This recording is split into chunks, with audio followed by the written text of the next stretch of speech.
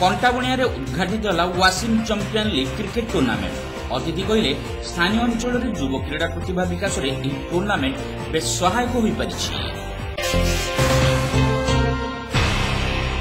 कंटाबुणियार 5 star cricket club पक्षर 4 दिनिया Wasim champion cricket tournament उद्घाटित हो जाइछि।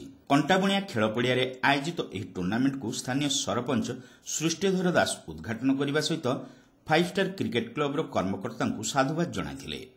स्थानीय अंचल युव क्रीड़ा प्रतिभा विकास में यह टूर्नामेंट बेस सहायक हो पारिछि बोली सरपंच श्री दास मत प्रकाश करथिले।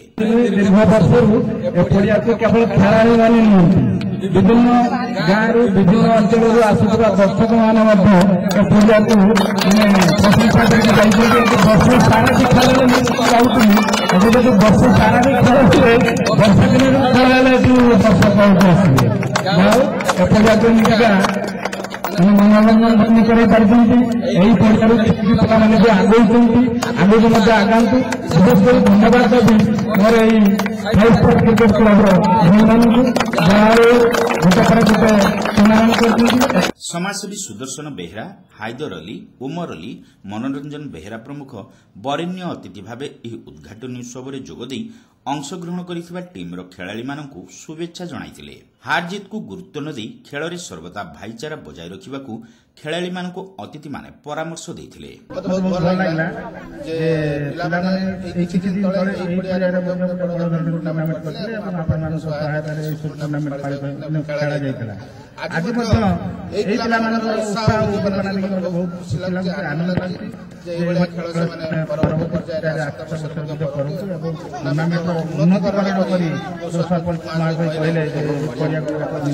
उद्घाटनी मैच रे अंशग्रहण करिथिबा हीरो फाइटर्स और अली एंड सन्स टीम खेलाड़ी अतिथि माने करमर्दन करथिले।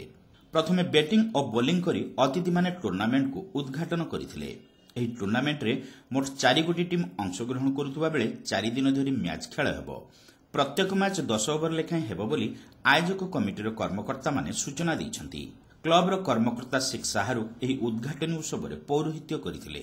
हमर सांग खिलाड़ी जणे वासिम से एक्चुअली तार एक्चुअली डेथ हे गेला किछि दिन पूर्वरु साम सहित जेहेतु खेलुतिला तारी नारे आमे टूर्नामेंट आयोजन करछु। एटार 4टा टीम भाग नेचंती जाके हमर पंचायत रो सब पिला माने हेके आयोजन करछन।